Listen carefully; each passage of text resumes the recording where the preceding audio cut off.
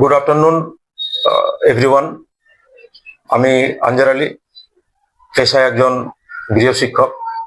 পাশে রয়েছে উপস্থিত সুলতান স্যার।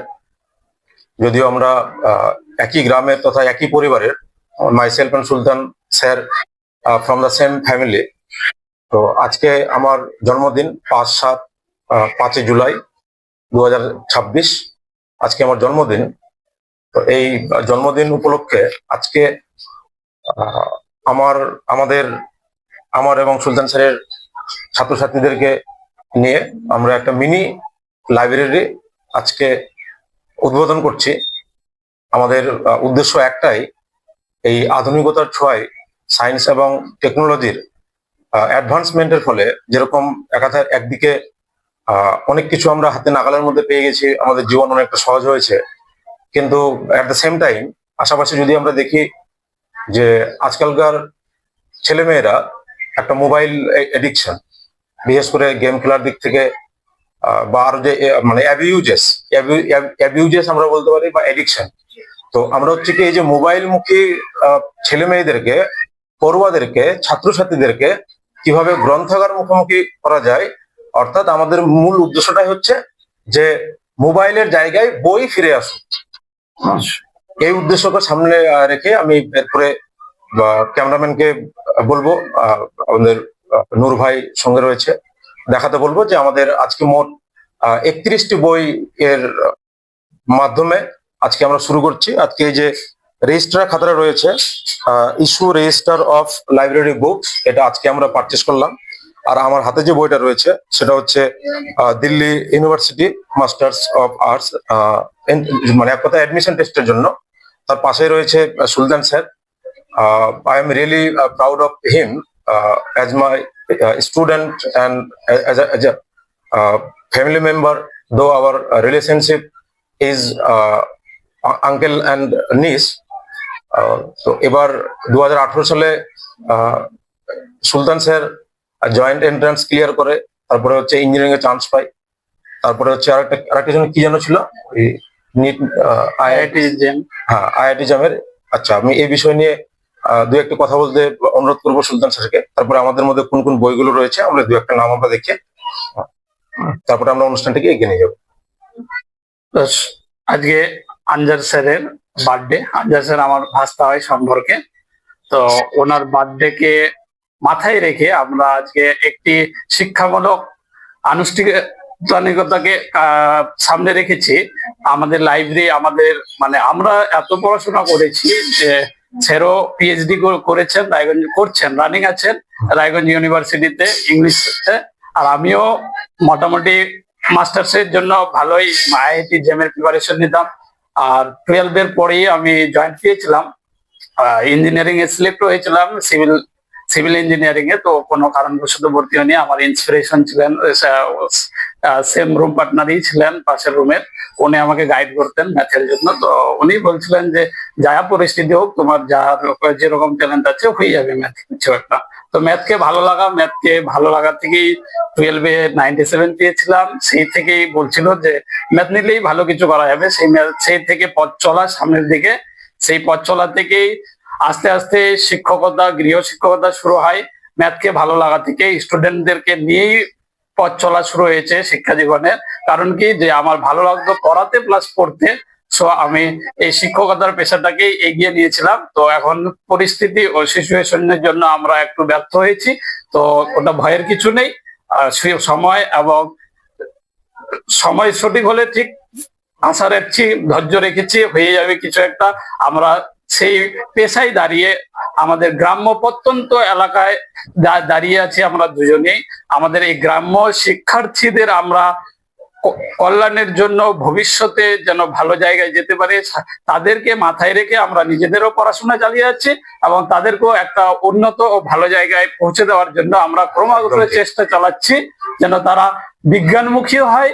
এবং অন্যান্য যে পাঠগুলো আছে, বিশেষ করে ইংরেজি এবং গণিত, এই বিষয় দুটাকে আমরা সবসময় মাথায় রেখেছি যে আমাদের এই প্রত্যন্ত লোকেশনের যে স্টুডেন্ট বা ছাত্রছাত্রীরা পিছিয়ে আছে, পড়াশোনা থেকে একদম বিমুখ, মানে পড়াশোনার দিকে নাই বললেই চলে। আমাদের এই প্রত্যন্ত গ্রামে বলতে গেলে যে বেশিরভাগ এডুকেটেড পার্সন কমই, সেই জায়গা থেকে আমরা সবাইকে তুলে নিয়ে আসার জন্য চেষ্টা চালিয়ে যাচ্ছি। আর আজকে আমরা একটা গ্রন্থাগার ওপেন করব, কেন যে আজকালকার যে শিক্ষার্থীরা আছে মোবাইল মুখী হয়ে যাচ্ছে, মোবাইলের অ্যাবিউজ করছে, ফেসবুক, হোয়াটসঅ্যাপ, ইনস্টাগ্রামে একদম লেগে পড়ে যাচ্ছে। তার জন্য আমরা এই লাইব্রেরিতে সুন্দর সুন্দর বেশ কিছু বইয়ের কালেকশন রেখেছি। কেউ চাইলে এই রেজিস্টার খাতায় এসে প্রবেশ করতে পারবে। ভালো ভালো বইয়ের কালেকশন আছে, যেরকম আমাদের একাডেমিক্স এর বইগুলো আছে। যে 31টি বইকে সামনে রেখে আজকে আমরা এই মিনি লাইব্রেরি আমরা ওপেন করলাম, তার আমরা কিছুটা গ্লিমস আমরা দেখাবো আমাদের মানে সংরক্ষণে কোন কোন বইগুলো থাকলো। এই যে দেখতে পাচ্ছেন লাভ এন্ড রেসপেক্ট, এই বইটা রয়েছে। তারপরে দেখাতে পারবো আমাদের প্র্যাকটিস অফ মেডিসিন, এখানটা এই বইটাও রয়েছে। জেনারেল নলেজ এনসাইক্লোপিডিয়া, তারপরে হচ্ছে কি স্বাস্থ্যায়ন রয়েছে। তারপরে আর বই রয়েছে যেটা জেই মেইন ম্যাথমেটিক্স। তারপরে রয়েছে এখানটাই মাননীয়া রত্না রায়ের লেখা কাহিনী চতুর্দশ। তারপরে রয়েছে একটা গ্রামার বই, এখানে দেখতে পাচ্ছেন এনটিআর সিএস আইআর ইউজিসি বুক। তারপরে রয়েছে এখানটাই পীর কামিল উমেরা আহমেদ। তারপরে এদিকে হচ্ছে হিন্দি ইংরেজি মাস্টার, এই বইগুলো। তারপরে আমি দেখবো এখানটায় যে আমৃত্যু ভালোবাসি তোকে, সালমা চৌধুরী। তারপরে রয়েছে উইনিং ফর্মুলা, এখানটায় রয়েছে আমাদের যে ইন্সপিরেশনাল স্বামী বিবেকানন্দের কিছু এখানটা উইনিং ফর্মুলা রয়েছে। তারপরে এখানটা রয়েছে রমাদান আত্মশুদ্ধির বিপ্লব বইটি রয়েছে। তারপরে আরো একটা রয়েছে ওয়ার্ডস অফ ইন্সপিরেশন বা হচ্ছে কি স্বামী বিবেকানন্দ। তারপরে আমাদের এই যে ইন্টারভিউ এর জন্য বা ক্যামেরার সামনে কথা বলার জড়তাটা কাটানোর জন্য আমরা দুটো বই আমরা রেখেছি। তার মধ্যে একটা হচ্ছে যে ইন্টারভিউ নয়, পার্সোনালিটি টেস্টের গোপন কথা। এটা স্কুল মাদ্রাসা সার্ভিস সহ অন্যান্য যে কোনো সাক্ষাৎকারের জন্য ইন্টারভিউ ফেস করার জন্য খুবই কার্যকরী একটা বই। তারপরে রয়েছে এখানটাই মাদার অফ 1084, 1084 মা, কাঠ গোলাপ রয়েছে এখানটায়। তারপরে রয়েছে চৈতন্য।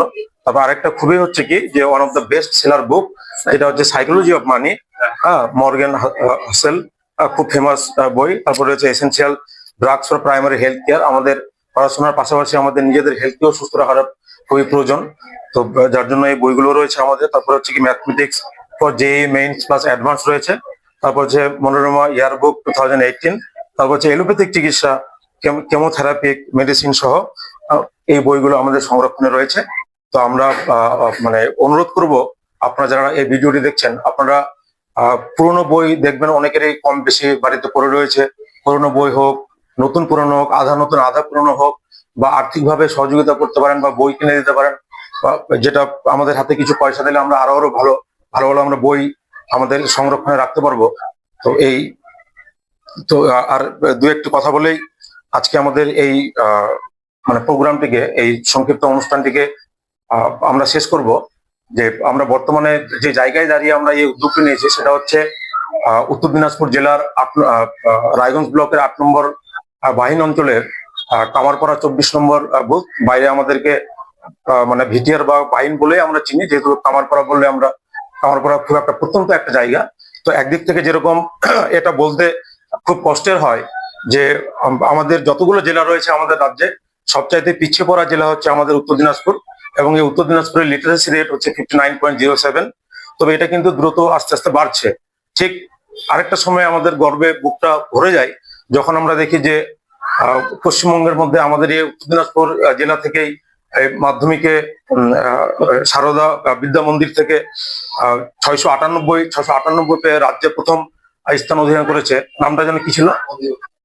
অভিরূপ ভদ্র। তো আমরা তো এই জায়গাটাই তো আজকে আরেকটি বিষয় রয়েছে যে এই আমাদের একটা প্রত্যন্ত গ্রাম্য এলাকা, এই দিকটাতে বই পড়ার একটা অভ্যেস আমরা নিয়ে আসার জন্য এই উদ্যোগ নিলাম। আমরা আশা রাখছি পরবর্তীতে এটার একটা গঠনমূলক একটা বা চরিত্র গঠনে ছাত্রছাত্রীদের সহ বয়স্ক প্রত্যেকের উপরে একটা ইতিবাচক প্রভাব ফেলবে। তো এই ছিল আমাদের অনুষ্ঠান।